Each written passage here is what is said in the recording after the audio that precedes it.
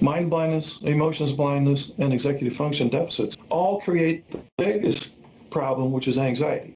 If I'm not sure what other people might be thinking and why they behave certain ways, and if I don't understand what other people might be feeling and why, and I have a lot of these executive function deficits, the emotional dysregulation and memory problems and attention problems and so on, creates a lot of anxiety and unpredictability. He has a ton of unpredictability in his life. He's probably never even used that term for you. His life is full of unpredictability. What does somebody do when they're dodging paintballs all day? They try to come up with as much predictability as they can. What does that look like?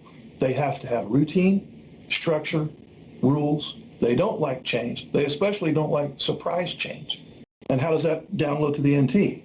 That he's very rigid, self-absorbed, one-track mind, opinionated, stubborn.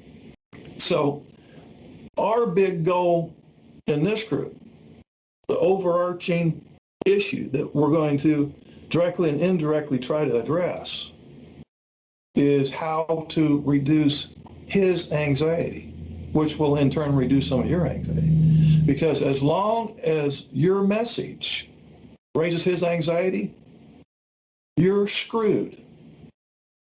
Whenever you try to problem solve with him when his anxiety comes up, be a lot less painful and time consuming to just go beat your head against a brick wall.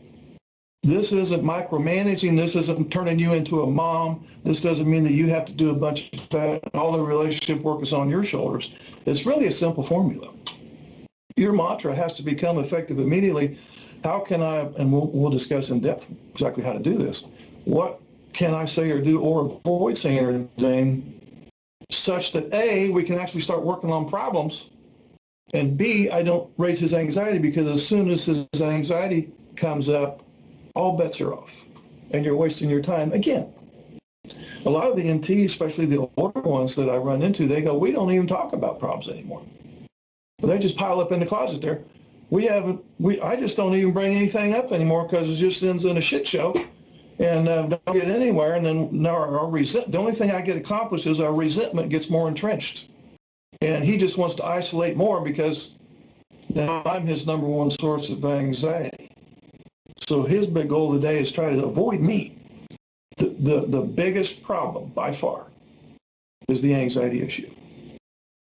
And there's multiple ways to attack that, but it's going to be very individualized.